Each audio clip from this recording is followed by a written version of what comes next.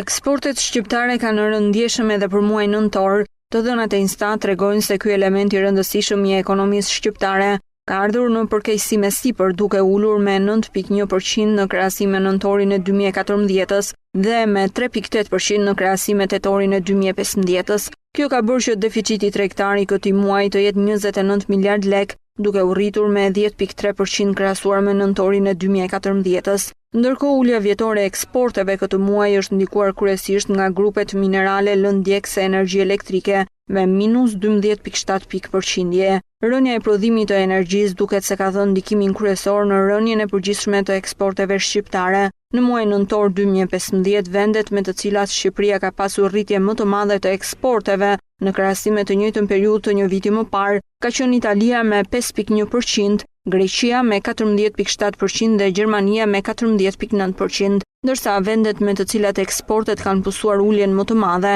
janë Kosova, Malta dhe Spanja. Shkëmbimet tregtare me vendet e Bashkimit Evropian zën 67% të gjithë tregtisë së jashtme të Shqipërisë.